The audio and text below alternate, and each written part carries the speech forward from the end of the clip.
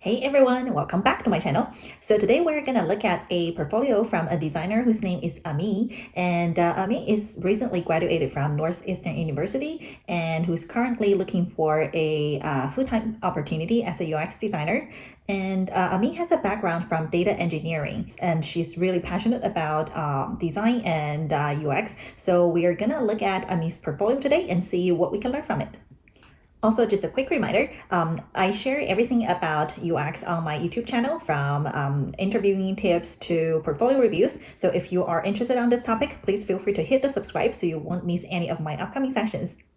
Okay, let's do it. So we are looking at Ami's website, the landing page. So first of all, it has a header where it has the labels from work, digital diary, pocket diary, not sure what they are, we'll find out later, and about, contact, view resume. And this is a very clear headline. Hello, I'm Ami, I'm passionate about. This is a nice little flash. There are like UX, interaction, product design. Cool. And very clean layout with the hero image of a couple projects here we're looking at. Let's take a look. We have 1, 2, 3, 4, 5. The fifth is coming soon. And there are some nice like fun visual design or sketches at the end. I guess maybe that's probably some of the passion projects. So overall, I think the landing page is done pretty well. It's clean and professional. And in terms of number of projects, this is definitely, I think, a good number of projects to demonstrate on a UX portfolio if you're looking for a full-time opportunity. The way how this laid out for the actual projects, I think using those card view, I think it's great. It's visually super clean, and when I hover over each project, it shows a bit more the name of it and a little bit intro. Like the first one, LinkedIn extending the recruitment cycle, and second, for example, Thrive is a screen time manager to boost productivity. So I think this designer has done a really good job using very brief description, like one line, to state what this product or this project is about, so I can have a quick idea, okay, which one do I want to take a look. So for today, we're gonna just go ahead and take a look at the first project here. So I'm gonna go ahead and click into LinkedIn. Cool, so now we are on the project page, LinkedIn, discussion rooms and interview scheduling to bridge the gap between recruiter and potential candidates. Cool, and there's a nice hero image. The angle wise, this might be getting a little bit nit creative, but it feels a little bit, this angle is not awesome if you are actually trying to showcase your visual. I like the idea of showing mocks in those kind of phone frame. That makes it more professional, but this specific viewing angle, rather than a straight view looking at a face or the front of the interface, that will probably have a stronger in terms of visual power in telling the story, versus this is a little bit hard to tell the details, or you can choose the combination of both. I'm not sure this is a case study or actually a project that this designer worked for at LinkedIn. Team, individuals. Okay, so role is the researcher and designer, duration 6 weeks. So I'm guessing this is probably one of the UX case study that designer did on her own pace, but let's find out more.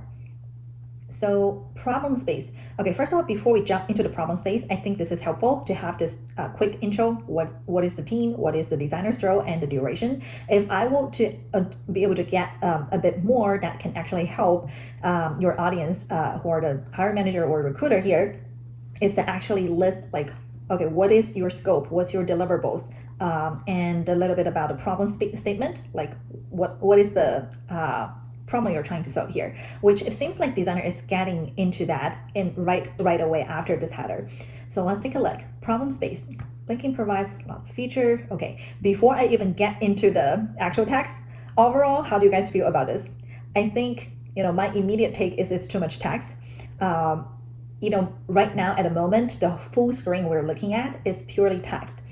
So I would encourage you to think more about how do you balance, because most of the case, like I mentioned many times, as a hiring manager, I will be just in the scanning mode. So chances are I will not be able to read all the details you have here, and I might just jump through unless you show me some really, okay, this is a highlight, this is a text you have to read. It's the critical part of what is this problem statement, which is what I'm looking for. So in this case, I'm not gonna read those details. Looks like designer talks about candidates, recruiter, and let's see what is the conclusion. So I decided to delve deeper into the LinkedIn jobs experience. My main goal was to come up with an experience that allows well-qualified candidates to directly connect with the hiring team, reduce the time invested in the interview process. Okay, so I think this last line is probably the problem statement. It seems a little bit vague, but I think it kind of communicated the problem that designer defined here to solve. Solution overview. LinkedIn interviews provides an integrated and context. Again, this is getting a little bit too much text, so I'm not going to read the details, but having inbuilt interview scheduling and interview tracking. Okay, so these are probably the two part of the key area or the journey that this designer decided to focus on, which is inbuilt interview scheduling and interview tracking experience. Company discussion rooms, gain more clarity. Recruiter evaluate applicants. Okay, so this is probably getting into the solution. And this looks like a prototype on the left hand. On the right, it has more explanations behind what we're looking at. Okay, the identity of the recruiter in the discussion room will be kept anonymous. Okay, so this is probably one of the idea that this designer comes up with. Okay, now I'm kind of reversing back, trying to see like what is the company discussion rooms. The name itself is not, I don't know, I guess it's intuitive because it's chat room sounds like, but the name itself, like why it is called company discussion rooms, is it for a specific company, for multiple recruiters? I'm not sure. So is there a clear definition of what is company discussion room or what we're trying to achieve by creating a company discussion room? I think, yeah, if we read into the details here, recruiter evaluate applicants based on their background, blah, blah, blah, marked as under consideration. Okay, the considered candidates receive a notification about joining the company's discussion room, so the candidates can gain more clarity regarding the blah, blah, blah. Identity of the recruiter in discussion room will be kept anonymous to avoid, okay. So yeah, a couple of comments. Number one, it seems like we're jumping into solution right away from the problem statement. Number two, we're looking at a prototype here with some explanations of company discussion rooms. I guess the goal here is we're trying to gain more clarity. However, without reading the whole paragraph, it's almost impossible to understand what is the goal of company discussion rooms, why we're doing it, what is the problem it is solving. So I think, again, it feels the pace is jumping a little bit too fast here into a prototype. So maybe to try to include and introduce a bit more and walk the audience through your thinking process, like how do you land on the idea of company discussion rooms. And in this design, if you're showing the final solution, it's okay, but don't just bring me to a prototype, which is actually not super intuitive because everything is moving in super fast, and I can't like looking at a prototype while reading the text at the same time. So I will be like in the middle trying to figure out what is this. Next, there's recruiters generating an interview request. So again, we're looking at another prototype, which is nice to have always, of course, as part of the UX portfolio, but overall feeling we're just looking at this right after problem statement. So it feels a little bit jumping into solutions too quick. But here I think the structure is clear. So it looks like this is the second case that, or another problem that designer is trying to solve is as a recruiter, here I would recommend again, like tell the story from the user's point of view. As a recruiter, what is the problem you're trying to solve for them? Rather than just jump into the, okay, recruiters can schedule an interview request or blah, blah, blah call with meeting details. In this kind of language, it's not as easy for an audience to grasp immediately what is the problem you're trying to solve and who you're solving the problem for. Then there is a third one, candidates booking slots for interview. Then we have track interviews and sync calendar. Oh, okay, now we're going to the process. So it looks like designer is probably showing the story, telling the story in a slight different way by showing the actual final solutions first. So let's see, process. And there's number one, start with research, and there's some key outcomes. 85% of user admitted that contact with recruiting team will help them gain more. Okay, so I think the key outcomes here are talking about the findings, the key findings actually, so which are really important. And it's awesome that this designer are showing some number and data to support the findings. Desk research, not sure what is desk research.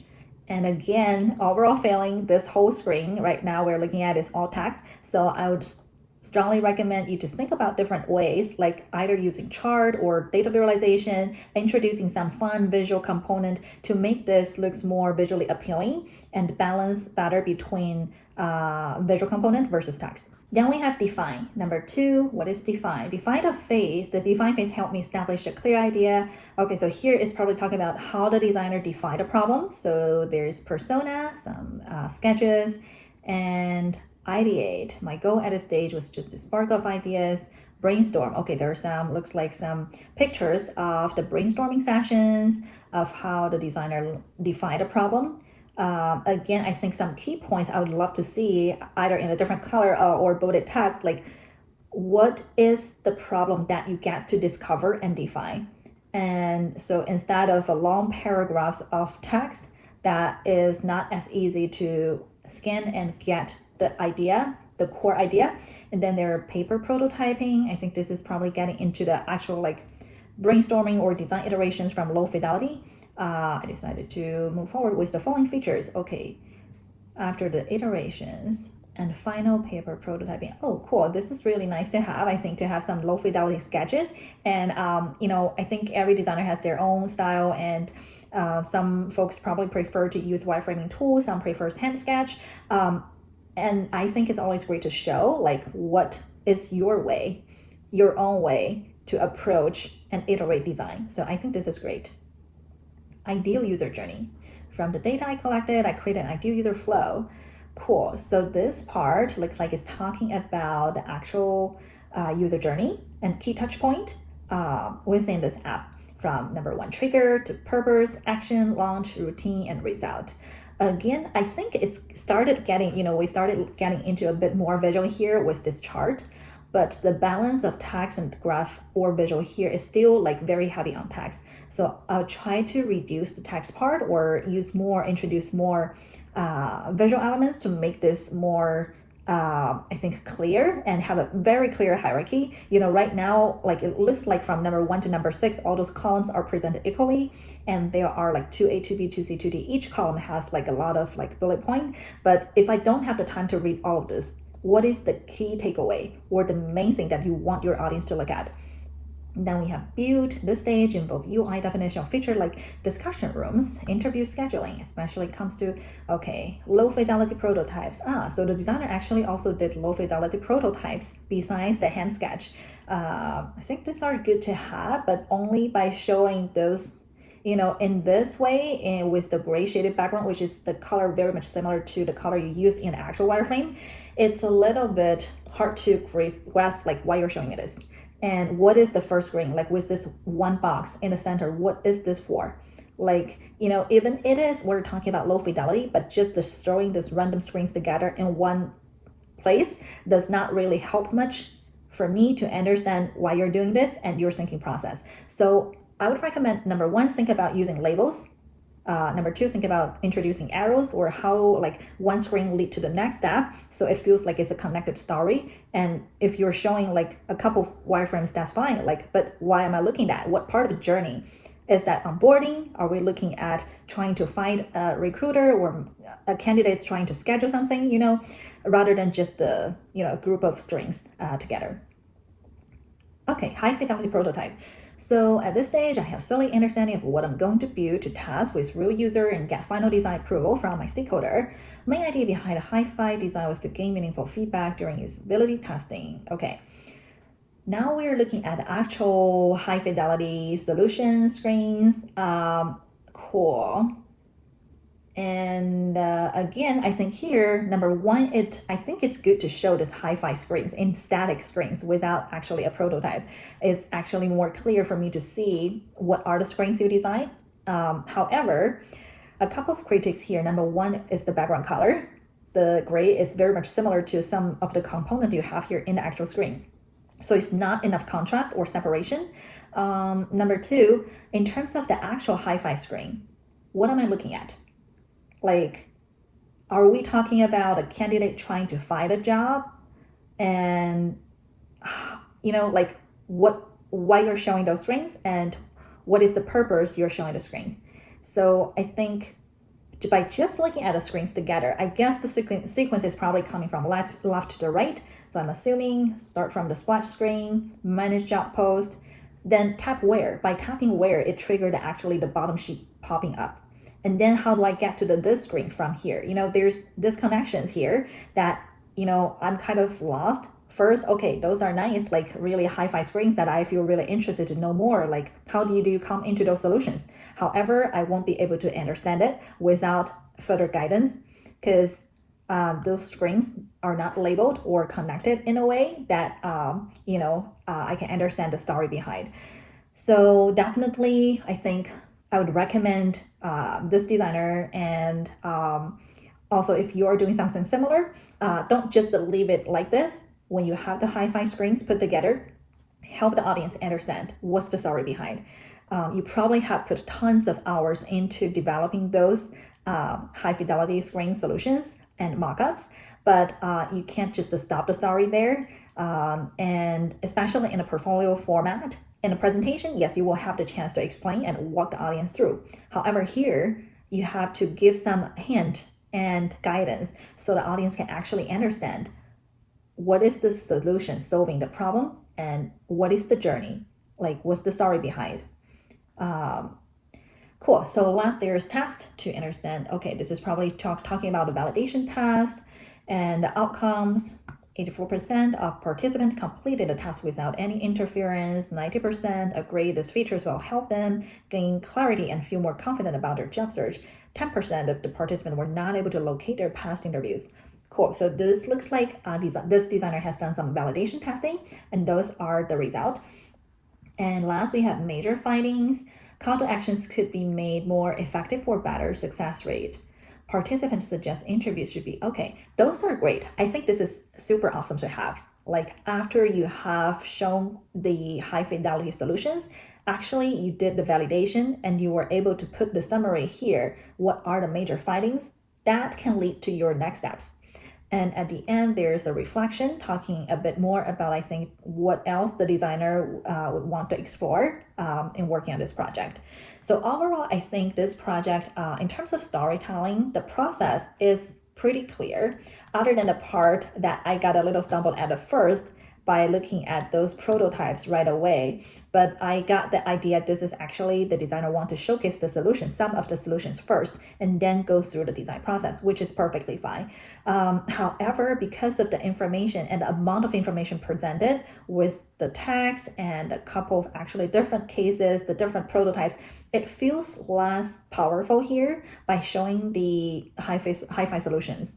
So I would encourage you to think a bit more. If you want to show the solution first, that's great, and show the most highlight and powerful part. But again, I think which is a common issue that it seems like for this case study is there is just an overwhelming amount of text. So I'll try to think and how do I make the storytelling more structured, and use bullet point, use visual guidance to help your audience to understand the story that and own that story. In the portfolio format, you are really relying on the user, the hiring manager themselves to figure out, navigate around. So you want to have a really clear guidance so they can especially stop at a point you think are the most important for your story and not without missing the critical informations. That's the end of the project case. Let's take a look at the about page as what we always do. Hi, I'm Ami and I scribble a lot. I love the frame. I'm a UX designer, has the research, prototype, interaction, visual design to transform complex problem into elegant solution. As a kid, I love watching cartoons and this is awesome. So the designer has talked a bit not only about her professional experience and background, but also a bit about what she really enjoys doing. from illustrations to interface design, which kind of connected with some of the visual and sketch works that in the other tabs like digital diary and pocket diary that we looked at the beginning. I think that's awesome. Then we have a little bit more introduction about the education background, professional experience, skills. So this feels almost like are touching some of the most important part from a resume. So I think this actually works well. So without the need of actually jumping into the resume, I can get a good idea of Ami's background, Ami's experience level, and some key skills, whether that might be a good match to the current position that I'm hiring for. So I think this designer has done a really good job. And at the end, there are links to connect with Ami. So overall, the About Me page is very well balanced. It's not overwhelming, but it has touched the key information and in a fun, human way. So I think this About Me page has done a really good job. That is the end of today's portfolio review. Overall, I think this designer has done a good job of designing the landing page about me. In terms of the case study we looked at, it looks like the designer has done a pretty much step-by-step, evolved from defining the problem, from research to low fidelity, hi-fi prototype. So every key part is there. However, I think the main problem is also quite obvious, which is the storytelling and the balance of text and visual elements. So good part is I think you do have a lot of good materials already here to showcase and to tell the story. But the problem here, or the focus I would recommend, is to think about this experience and empathy your user, who are the hiring managers at this case. So try to reduce the text and the way how you tell the story, so it will be crystal clear for users here to understand the couple of key things they're here to look for, which are basically what is the problem you're trying to solve, who are the users you're designing for, and how did you solve the problem. And when it comes to the how, which is usually I think the most important part, when you're showing those high fidelity screen box, don't just leave the visuals there by themselves. Instead, try to use some visual hints or call outs to help people understand why you made certain design decisions and how did you come to those solutions. So yeah, that's all we have for today. There will be more exciting stuff to come. So I will see you guys next time. Thanks guys. Bye.